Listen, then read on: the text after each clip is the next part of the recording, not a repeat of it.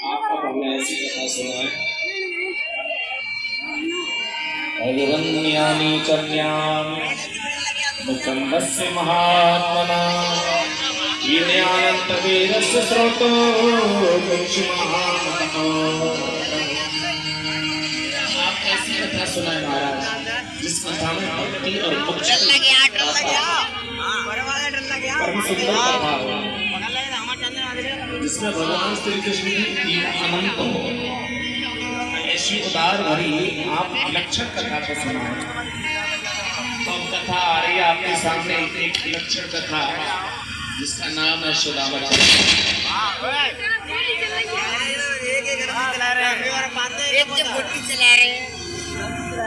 सुदामा चरित्र का उपाख्यान हम सुनेंगे। सुखदेव जी महाराज कहते हैं, कृष्णयासी सखा वैश्चित ब्राह्मणो रक्तेन्द्रियाति सुप्रसादात्मा इंद्रिय। भैया अब आता है आपके सामने सुदामा चरित्र। सुदामा भगवान श्री कृष्ण की परम सखा थे। सुदामा निर्धन है, लेकिन कैसे हैं? तृप्त हैं, जितेंद्रिय है, शांत है, अप्रमेय है। इतनी बड़ी तुलना बताई है महाराज सुदामा। ब्रह्म ज्ञानी है। मैंने ये समझ लिया कि सुदामा है कौन? सुदामा का अर्थ है शो माने सुंदर, दामा माने दामा।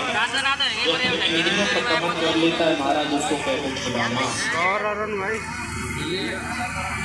और भैया इनकी पत्नी का नाम क्या है? सुशीला।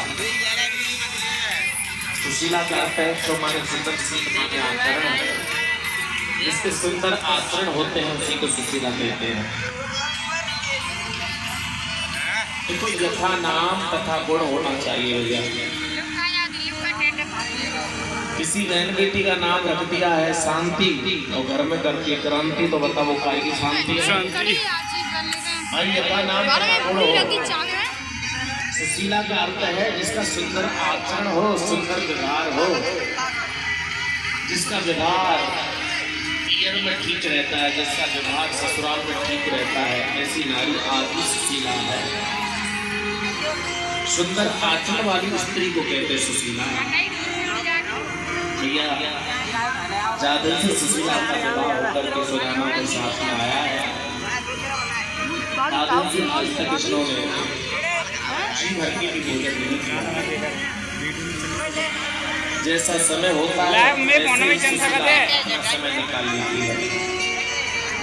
स्त्री हुई है, पत्नी हुई है, पतिव्रता नारी हुई है, जो पति की स्थिति के अनुसार अपना तन बदल लेती है।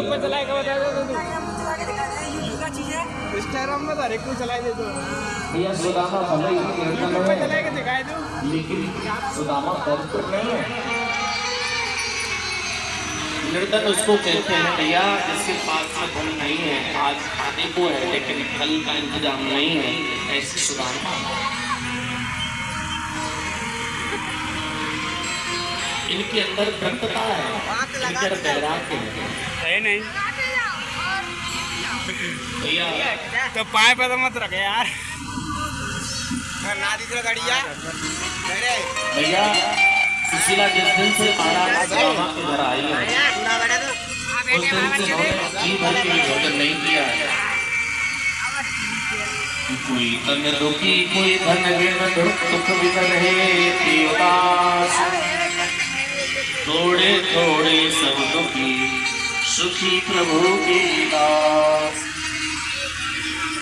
सुदामा के लिए भैया सबसे बड़ी संपत्ति भगवान का नाम है, और वो भगवान के नाम को स्मरण करके रहते हैं। एक बार सुशीला ने आकर के ही दिया, प्रभु ननु ब्रह्मन् भगवत सखा साक्षात् श्रियपति ब्रह्मण्डस्य शरणस्य भगवान् सातु स्वसव। महाराज मैंने सुना है तुम्हारे बचपन के मित्र है कृष्ण, और वो आजकल द्वारका के राजा है। द्वारकाधीश है, और मैं किसी धन की इच्छा से नहीं, केवल मिलने की इच्छा से आपको भेज रही हूँ। सुदामा ने कहा, प्रिय, वो आजकल का राजा है, अगर मैं किसी मिलने की भावना से जाऊंगा तो वो सोचेंगे कि धन की याचना से आया है। सुशीला कहती कि प्रभु, तप करने से, जप करने से पेट की पूर्ति नहीं होती है, उदर की पूर्ति नहीं होती है। ऐसी भावना है सुशीला की। सुदामा कहते, प्रिय, मेरे हृदय में केवल कृष्ण के सिवाय जगत में कोई और दूसरा आधार स्टैंड ले आते थे कटेंगे हो सगरे जग को मैं फोन बड़ा नहीं होता था धर्म से स्टैंड ही लेके आपको कहा चलतो तो शिक्षा ये तपते परलोक सिधारत संपत्ति की सुदामा सुशीला वार्तालाप करते हैं।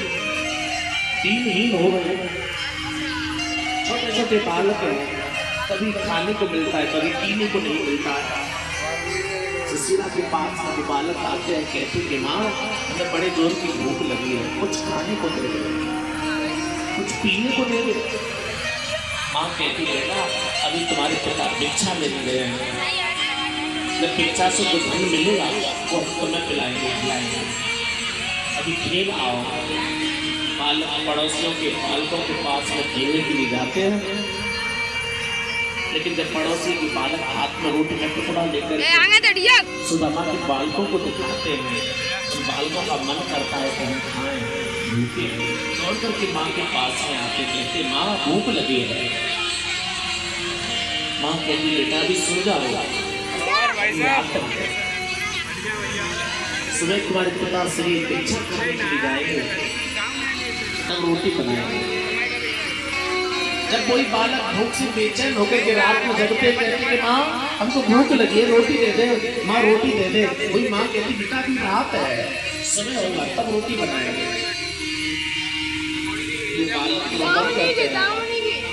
भूख के मारे छटपटाते हैं। ऐसे ही सुदामा के घर में निकलता है, कह रहे ये सब जग निर्धना, धनवंता नहीं को, धनवंता सो जाने जगरा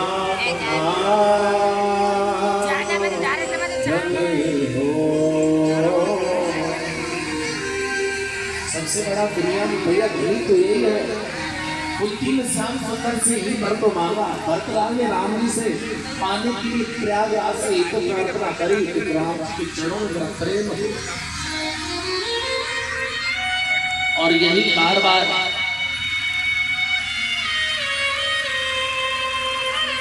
ये कुंती भगवान से प्रार्थना करती कि मुझे जीवन में धनवान नहीं बनना, मुझे विपत्ति दे दो, जो कि हर पल हर क्षण में तुमको याद कर सकूं।